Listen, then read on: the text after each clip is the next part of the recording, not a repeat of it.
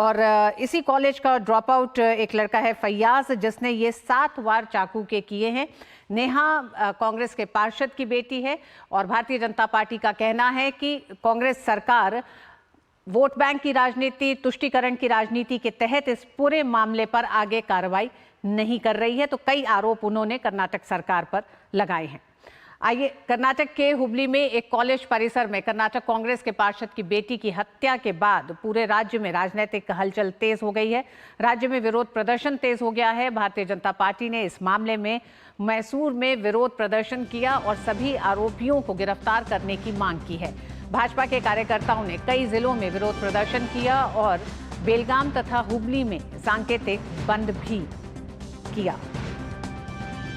अंजुमन इस्लाम social organisation ने धारवाड़ में नेहा हत्याकांड मामले में प्रदर्शन किया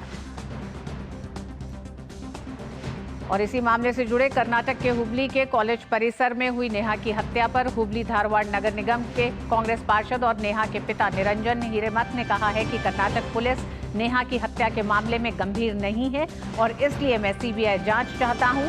मुझे कर्नाटक की कांग्रेस सरकार पर कोई भरोसा नहीं है। षड्यंत्र कर रहे हैं, 8 लोगों का इन्वॉल्वमेंट, मेरे को खुला नाम भी दिया मैंने, एक आदमी को भी सिंगल नहीं पकड़ा। मेरा केस उसको उल्टा करने का देख रहे हैं, तो इसके लिए मैं चाहता हूं या आपसे नहीं होता है तो सीबीआई को दो।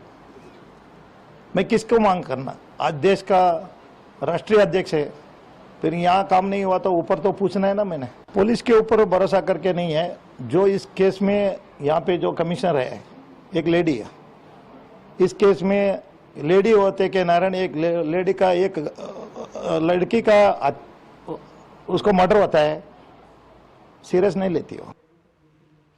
और इस पूरी खबर पर और जानकारी के लिए हमारे साथ बेंगलुरु से जुड़ गई है आयशा खानम। आयशा, कांग्रेस पार्षद की बेटी और वो खुद इस पे एक तरह से पूरी सरकार पर एक बड़ा इल्जाम लगा रहे हैं कि सरकार गंभीर नहीं है और उनके पास कोई विकल्प नहीं बचा कि वो गए और भारतीय जनता पार्टी के राष्ट्रीय अध्यक्ष जेपी नड्डा से उन्होंने इस पूरे मामले पर बातचीत की है। यानी कि असहाय एक कांग्रेस का खुद का पार्षद कर्नाटक की कांग्रेस सरकार के आगे अपनी बेटी के लिए न्याय मांगते हुए। जी हाँ, बिल्कुल। नेहा के पिता ये साफ कह रहे हैं कि उन्हें न्याय नहीं मिल रहा है क्योंकि उन्होंने इस हत्याकांड के पीछे करीब 8 लोगों का और नाम दिया है। देखिए, ये कॉर्पोरेटर हैं, ये पार्षद रह चुके हैं और उन्हें पता है कि फयाज के साथ कौन कौन और लोग थे और ये किस तरह की साजिश रची गई थी कि दिन दहाड़े कॉलेज कैंपस में नेहा की हत्या हो गई। तो ऐसे में एक पिता बेबस नजर आ रहा है और दूसरी तरफ कांग्रेस अब कांग्रेस अपने आप को बचाने के लिए ये कह रही है कि ये आपसी मामला था दोनों के बीच में, जबकि बीजेपी कह रही है कि ये एक लव जिहाद का मामला है क्योंकि कर्नाटक में लगातार इस तरह के कई मामले सामने आ रहे हैं। नेहा के बाद एक और मामला सामने आया है बेलगाम में। यहाँ पर भी ठीक इसी तरह का कि एक महिला को जबरदस्ती कन्वर्ट कराया गया और वो भी मुद्दा जो है उसे बीजेपी उठा रही है। तो जाहिर सी बात है, कर्नाटक में कहीं ना कहीं कानून व्यवस्था पूरी तरह से ठप होती हुई नजर आ रही है। पिछले 6 महीने से अगर हम देखें तो कर्नाटक में इस तरह के करीब 6 और हत्याएं हुई हैं। महिलाएं, खासकर महिलाओं की हत्या। एक महिला की हत्या बेंगलोर में हुई थी, एक पार्क में दिन दहाड़े, जहां पर वो अपने पति से अलग होकर उससे आखिरी बार मिलने आई थी तो उसके पति ने उसकी हत्या कर दी। तो इस तरह से दिन दहाड़े हत्या हो रही है। 6 हत्या अभी तक हुई हैं, लेकिन कर्नाटक सरकार इसे आपसी मामला, पर्सनल इश्यू बताते हुए एक आरोपी को गिरफ्तार करती है और फिर वो आरोपी बेल पर छूट जाता है। तो ऐसे में नेहा हत्याकांड जो है ये कर्नाटक में अब पूरी तरह से राजनीतिक समीकरण भी बदल कर रख दिया है और कर्नाटक में महिलाओं की सुरक्षा को लेकर काफी गंभीर सवाल उठ रहे हैं और हर कोई यही चाहता है कि नेहा के हत्याकांड के पीछे मौजूद और जो दूसरे आरोपी हैं जिनका नाम नेहा के पिता ने पुलिस को दिया है, उन्हें जल्द से जल्द गिरफ्तार किया जाए और फयाज को कड़ी से कड़ी सजा दी जाए। आयशा, जो इल्जाम अभी तक भारतीय जनता पार्टी पे लगते रहे हैं बैंगलोर की राजनीति को भी लेकर कि वो तुष्टीकरण की एक तरह से की राजनीति का आरोप कांग्रेस पर लगाते रहे हैं, लव जिहाद का नाम लेती रही है भारतीय जनता पार्टी, लेकिन ये दोनों ही बातें आज खुद अगर कांग्रेस का एक पार्षद अपने ही साथ घटी एक घटना के लिए कर रहा है तो ये किस तरह के सवाल पूरी कर्नाटक सरकार पे उठा रही है। आखिर कर्नाटक सरकार चाहे इस मामले में फैयाज को बचाने के पीछे का मकसद क्या है, क्या कहीं ना कहीं कर्नाटक सरकार इस समय अपनी पूरी सोच को लेकर भी घेरे में दिखाई दे रही है?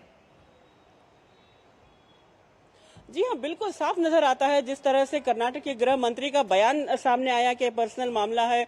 मुख्यमंत्री सिद्धरामैया ने कहा कि ये लव जिहाद का मामला नहीं है, और जब बीजेपी ये आरोप लगाती है तो मुख्यमंत्री इस आरोप का जवाब में कहते हैं कि ये बीजेपी इस पर राजनीति कर रही है। अभी अभी मेरी बात डीके शिव कुमार से हुई तो उनका ये कहना था कि ये बीजेपी इस पूरे मामले का राजनीतिकरण कर रही है।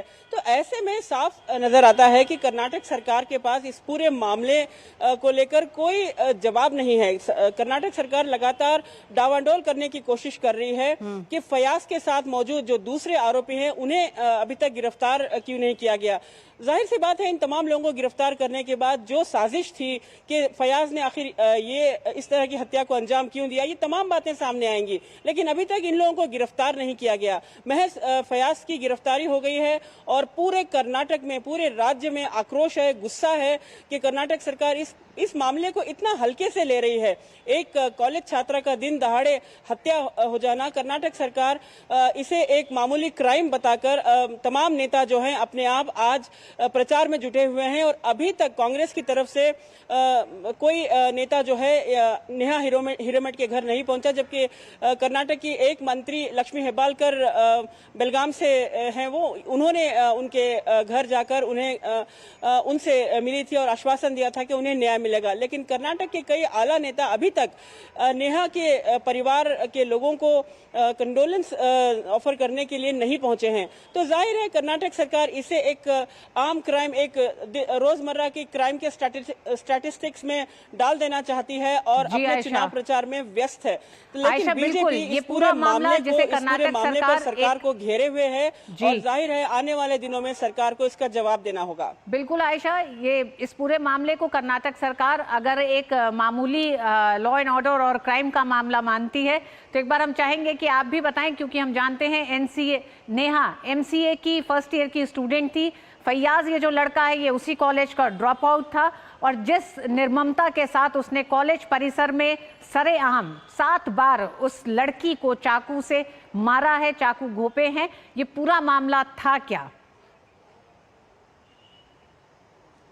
जी देखिए, फयाज और नेहा एक ही कॉलेज में पढ़ते थे, ये बात तो उनके पिता ने भी बताया था। हालांकि फयाज लगातार नेहा को चेस करता रहा। देखिए, कॉलेज की बात होती है तो ऐसे समय में पेरेंट्स भी अपने बच्चों को समझाते हैं कि इस वक्त पढ़ाई का समय है और इस तरह के रास्ते पर ना जाएं। तो लगातार नेहा के पेरेंट्स भी फयाज को समझाते रहे कि वो जो गलत कर रहा है, नेहा को लगातार उसके पीछे पड़ा रहा तो ये गलत है। तो उन्होंने उसके माँ बाप को भी आगाह किया था और कहा था कि फयाज को इस तरह की हरकतों से उन्हें रोके। लेकिन फयाज लगातार नेहा को बार बार उसका पीछा करता रहा और जिस दिन नेहा कॉलेज में आई थी उस दिन वो किसी तरह से तैयारी करके आया था। देखिए, आप देख सकते हैं, एक वीडियो क्लिप भी है, इसको लेकर CCTV फुटेज भी सामने आया है। वो नेहा से बात करता है और नेहा डरती हुई पीछे जाती है और वो उसे अचानक पकड़कर 7 बार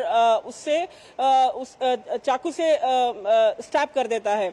तो ये जो पूरा मामला था कॉलेज में शुरू हुआ था, जबकि फयाज ड्रॉप आउट हो चुका था और नेहा अपनी पढ़ाई आगे बढ़ा रही थी और नेहा के कई सपने थे। नेहा आगे चलकर अपनी पढ़ाई पूरी करना चाहती थी, उसके पिता उसे विदेश भेजना चाहते थे और नेहा इस वक्त फयाज जैसे लड़कों के चंगुल में नहीं फंसना चाहती थी। तो उसने ये साफ कर दिया था कि फयाज उसके पीछे ना आए। तो ऐसे में फयाज ने अपना जो रिजेक्शन है, जो एक रिजेक्शन जिस तरह से उसने महसूस किया, तो जाहिर है उसने वो पूरा गुस्सा नेहा पर उतार दिया और उसको और उसकी जान ले ली। तो ये इस तरह की ये जो हत्या हुई है सबके लिए काफी हैरान करने वाली कहा हत्या कि लोगों में है। रोष है, कैंपस में लड़कियों और महिलाओं में असुरक्षा की भावना है। अगर को एजुकेशन कॉलेज में लड़कियों की सुरक्षा नहीं है तो लड़कियां किस तरह से अपनी पढ़ाई आगे करें और किस तरह से वो सुरक्षित हैं। तो ये सवाल कर्नाटक सरकार को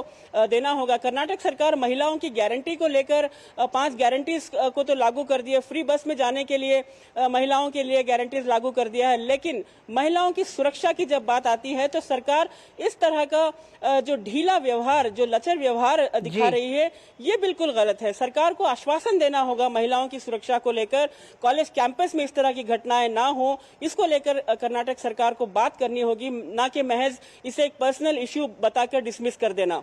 आयशा, गैर जिम्मेदाराना रवैया कर्नाटक सरकार का क्या आपको लगता है? जिस तरह से आपने कहा कि महिलाओं और लड़कियों में असुरक्षा की भावना इस समय सबसे ज्यादा है, तो फैयाज जैसे लड़के और जिस सोच के साथ वो नेहा जैसी लड़कियों को अगर फंसाते हैं या उन पर दबाव डालते हैं किसी भी चीज के लिए, अगर कर्नाटक सरकार नहीं एक्शन लेती है तो समाज में खुलेआम अगर इस तरह की सोच के लड़के इस तरह से हमला करके लड़कियों पर अगर वार करेंगे तो ये बड़ी चिंता का विषय है इस समय। जी हाँ, बिल्कुल। देखिए, हाल ही में कर्नाटक सरकार के सामने इस तरह का केस पहले भी सामने आया था। उडुपी में एक एयर हॉस्टेस लड़की थी जिस पर एक लड़के ने हमला कर दिया क्योंकि उसने भी उसका प्रपोजल रिजेक्ट कर दिया था। तो क्या महिलाओं को ना कहने का अधिकार नहीं है कर्नाटक में? ये सबसे बड़ा सवाल उठता है ऋतु, कि जहां जहां लड़कियां इस तरह के चंगुल में नहीं फंसना चाहती और वो ना कह देती हैं तो उनकी हत्या कर दी जाती है। तो कर्नाटक सरकार भी है आयशा, जब इस तरह के तत्वों को अगर सरकारें नहीं रोकेंगी, अगर उन पे शिकंजा नहीं कसा जाएगा, अगर उनको किए की सजा तुरंत नहीं दी जाएगी, जैसे कि कर्नाटक सरकार मौजूदा इस पूरे प्रकरण में लगातार, जो नेहा के पिता हैं उनका कहना है कि फैयाज को गिरफ्तार किया है लेकिन अन्य आरोपी अभी भी फरार और खुलेआम घूम रहे हैं, जिन्होंने इस पूरे एक तरह से जघन्य कांड को अंजाम दिया है, तब तक वो लोग अपने आप को, तमाम लड़कियां सुरक्षित नहीं महसूस करेंगी। बहुत बहुत धन्यवाद आयशा पूरी जानकारी के लिए इस मामले पर।